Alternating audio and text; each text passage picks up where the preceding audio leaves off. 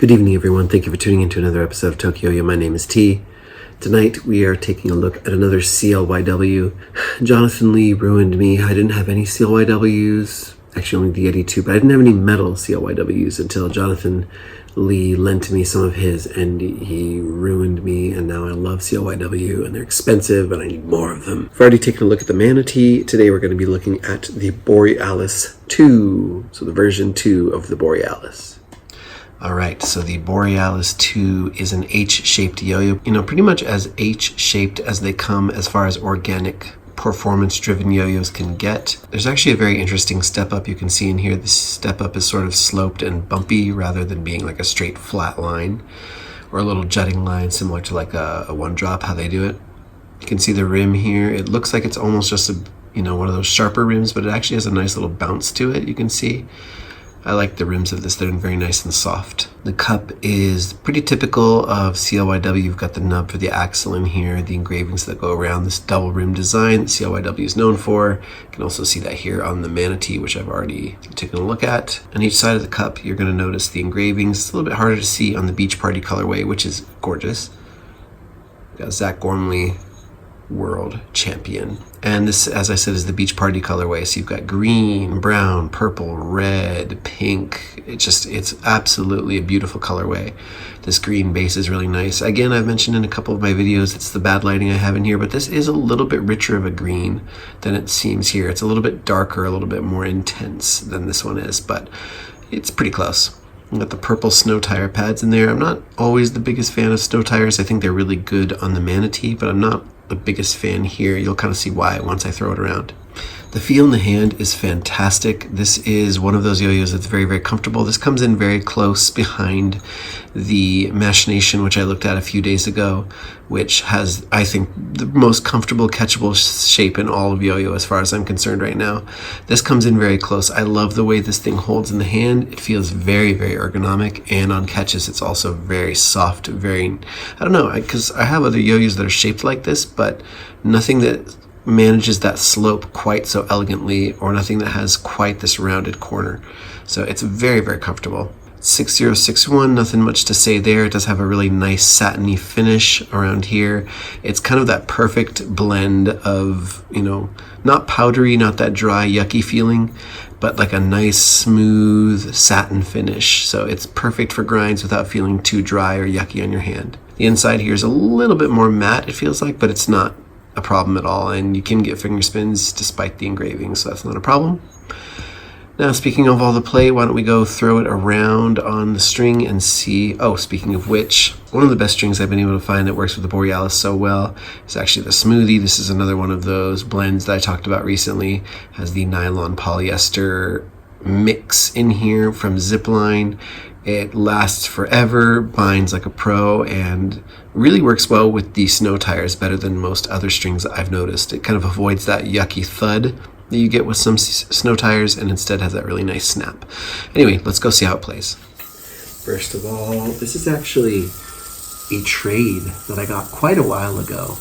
You might remember the unboxing I did, but this is the trade. This thing is absolutely, completely butter smooth, despite the fact that it was used and traded to me. So shout out to the person who traded. Now you can see with the Smoothie blend, those binds are really, really nice and snappy. It doesn't have that gross thud that these snow tires tend to have. I'm not sure why that is. I think maybe because they're bigger and thicker, they tend to have that, but not so if you're using zip lines. I love regens on the Borealis too.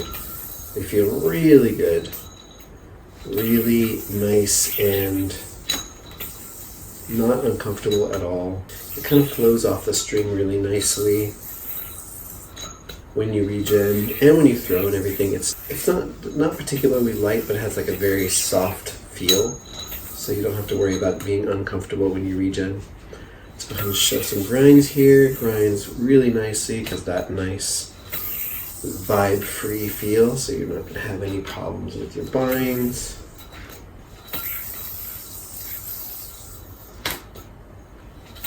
Show a tongue grind.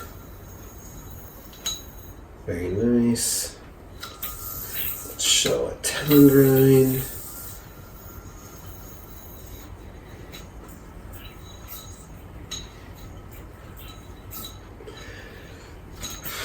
Next up, let's show a talon grind. Talon grinds are very nice with CLYWs because that double rim actually is almost always like a really nice ridge for you to get your nails in there.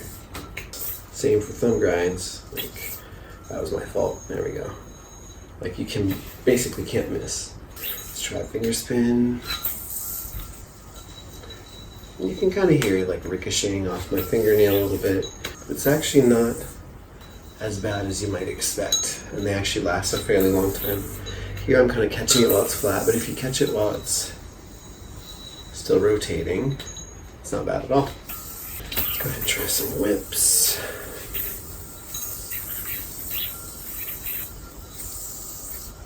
Good. Not a problem. Well, that was yucky. That was my fault. But it's not particularly wide or anything. I know like the trend of yo-yos right now is to go wider. But despite that, it actually has a very catchable zone there. So you don't have to really worry about missing the gap too much. Has a very nice sense of rim weight. Flops beautifully. Yeah, I'm a big fan of the Borealis too, and I wasn't at first. I didn't really enjoy it that much. It was Jeremy of Zipline Strings who turned me on to it. He said it would be something I'd really like, and then I was kind of desperate to get my hands on one, and Jonathan Lee lent me his, and at first I was kind of like, oh yeah, I'm not really into it, but the more I played with it, the more I kind of warmed up to it. I was never really a big fan of 8 shapes, so I was kind of worried about that, but the more you play with this thing, the more it grows on you. I'm a big fan of the softness in the hand. I love the way it feels on a catch. The color, of course, CLYW just crushes it with colors. The response, as long as you're using a string that's good, is pretty nice. It does feel like it strikes a nice balance between performance and comfort. It doesn't really excel at anything that I feel, but I'm also not amazing enough to take advantage of it.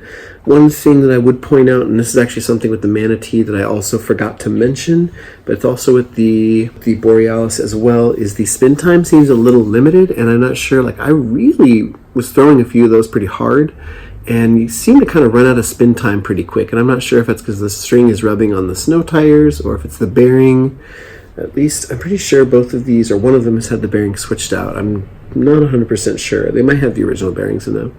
But in any case, it's funny that both of them kind of have not terrible spin time, just a little bit smaller.